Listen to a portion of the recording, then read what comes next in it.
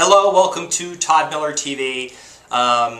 Okay, so I get a lot of questions about what gives a house value and how do you real estate agents, like how do you come up with the value, and appraisers, how do they come up with the value, and a homeowner, how they come up with the value. And so I'll give you some examples. It's pretty apparent that location we talk about, location. Location is really important, and this is why. When you're buying real estate, really what you're buying is the land. That's what you're buying. People think of, real estate is turned into buying a house or a condo, but you're really buying the physical area. You're buying the closeness to amenities or to a school or to something you like to do, or you're buying distance away from an area you don't like. Maybe, I don't know, an in-law, right? No, I'm just kidding. But and the location is really critical. If you look at a beach market, if you're on the beach, your house is going to be worth 3 times as much as the house about a block off the beach. Like seriously, if you have to walk down, like if you've seen beach communities, you have the sand here, and then you have the houses on the beach, and then you have all these streets that run this way, and then houses going down, then there's another street here. And if you're like a block away, like maybe 7 little houses over, it's a third for the same house. So that land, so that location, you have a location value, right? You have a location value, boom, closest to the beach, and you can see the prices drop off as you go to the beach. It still takes you the same time to walk, right? Because you still got to walk down to the beach, walk all the way across the beach to the water. So you have to walk an extra, couple hundred feet, but all of a sudden that's worth 3 times as much. But yeah, it is. People put value in that. We have the same thing here in Las Vegas, okay?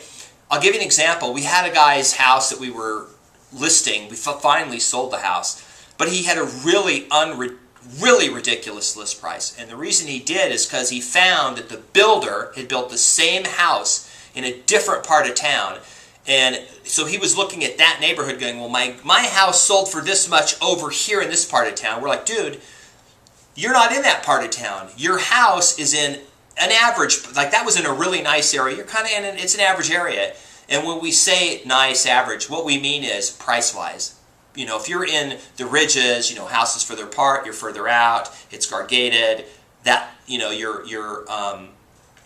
you don't have anything non-conforming around you. Everything's, master planned and everything's going to be more expensive than if you're just in an area where they built this neighborhood in the 70s, this in the 80s, they built a strip mall here, and then this new subdivision was built right here, and that's where your house is. It's just going to have less value because people don't want to be around non-conformity.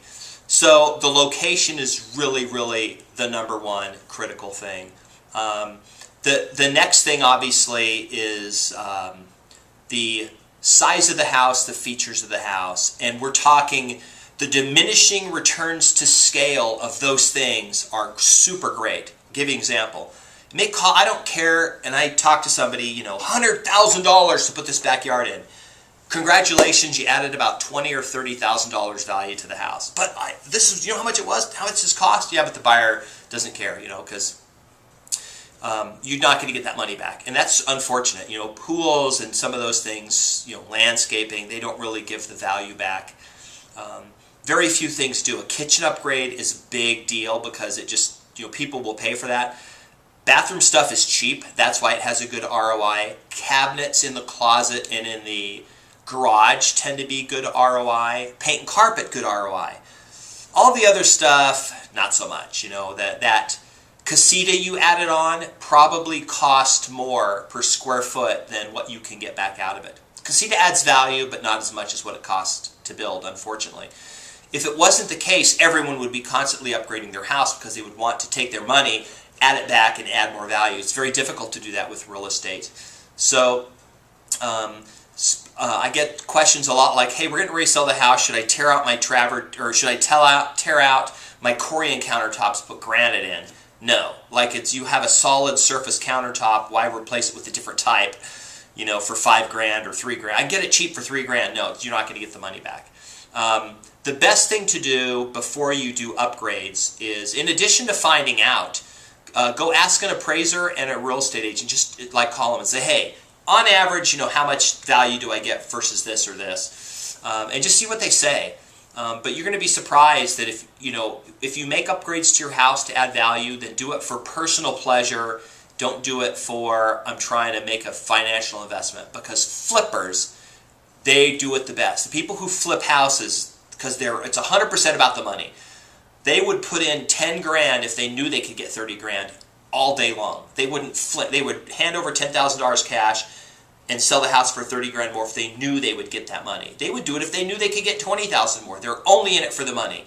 If there was one thing they could fix and they knew they would lose money, they'd never do it. They just wouldn't do it. If it wasn't going to affect how fast the home sold, which is an economic cost to a flipper, or more money, they won't do it. So another person is go find somebody who knows who flips homes and sees, hey, what things do you do?